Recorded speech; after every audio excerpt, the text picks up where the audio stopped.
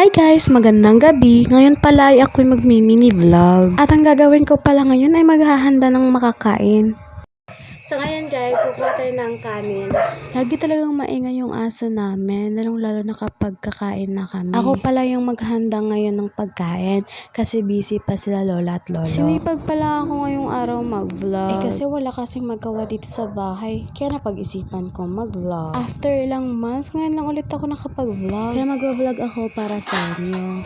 Ngayon, kukuha na ako ng ulam. Nahihiya pa nga ako dyan kasi dumating si lolo. Nag-vlog ko. Sabi nga niya, vlog, kaya natawa na lang ako. So, ayan, kumuha na nga ako ng ulam. Napasaya pa nga ako dyan kasi may talong. Nilagyan kasi ng talong ni lolo ang ulam namin na isda. Alam ni lolo kasi na paborito ko yung talong, kaya nilagyan niya habang ako'y kumukuha ng ulam, si kuya naman ay naglatag ng pinggan. Pinutol pala ni kuya dito ang pagbi-video ko kasi nahihiya siya sa mukha niya. Ewan ko nga kung bakit siya nahihiya. Ang gwapo-gwapo nga niya. Charo. Ewan ko kung nagugupuhan kayo dito sa tito kuya ko. Pero pag ako tumingin sa kanya, ewan ko saan banda yung pagkakagwapo niya. Joke lang. Gwapo naman talaga si kuya pero minsan-minsan lang. So ayun, tapos na nga akong maghanda ng pagkain. Kaya tatawagin ko na sila.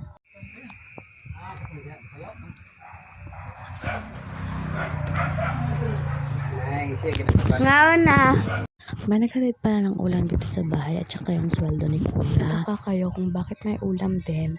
Kasi part daw din yun sa sweldo niya. So ngayon, itusan pala ako ni kuya na bumili ng Pepsi. Kaya ito, kinuha ko na yung pera. Tapos na pala kaming kumain ito. Hindi ko na na-videohan kasi baka magalit si kuya kapag nakita niya yung mukha niya sa video. So ngayon, kukuha na ako ng bottle. So ngayon, ay nagsisimula na akong maglakad papunta sa tindahan. Malapit lang naman yung tindahan dito kaya mabilis akong makadating. Lag ako yung makikita dyan kasi sobrang dilim. At nahihiya din ako mag-open ng flashlight. Pati ang pagpa-vlog dito sa labas, nahihiya rin ako. Ewan ko nga kung bakit. Hinry ko mag-on ng flashlight.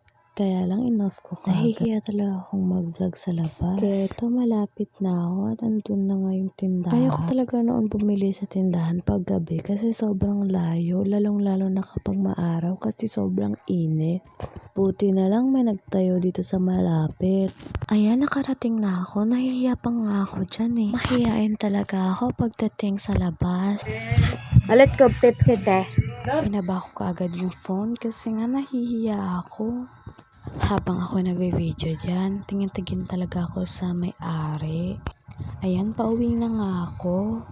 Hindi na ako masyadong nahihiya mag-vlog at mag-on ng flashlight dito sa labas. Kasi napagtanto ko, wala na palang katao-tao. Kaya sinulit ko na yung pag-vlog dito sa labas kasi baka may dumating na tao.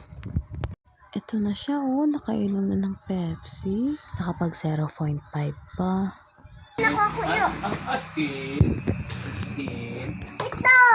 Itong anak ni Tito, nagpakita pa ng moves. Kamali pa siyang kumuha ng Pepsi. Sarap na sarap kasi wala yung tatay. Kasi pag may tatay, unti lang talaga yung iinumin niya. Ito na naman tayo sa hugasin. Alam niyo ba, pagdating sa hugasin, lagi kaming nag-aaway ni kuya.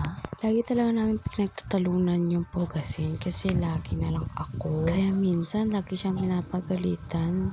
Kasi nga walang ginagawa sa bahay kundi cellphone.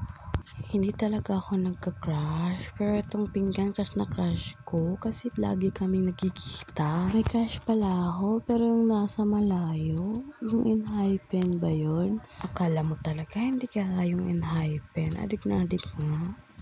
Tapos na nga akong maghugas at nagbihis na ako ng damit. At ngayon naman ay maglilinis ako ng higaan ko kasi nga sobrang kalat. Lagi makalat itong higaan na to kasi lagi kami dito nagtatambay. Lagi sila dito naglalaro at minsan tumitingin ng TV kasi nasa harap lang nito yung TV. At kung nagtataka kayo kung bakit ito ako natutulog sa sala at hindi sa kwarto ko, ewan ko na lang talaga sa sarili kong bakit. Paiba-iba akong ng higaan. Ngayon, lalagyan ko na ng bedsheet para naman maganda yung higaan ko.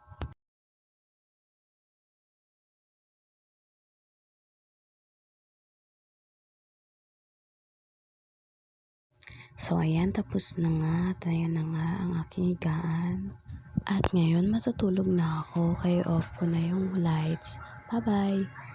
Love you all!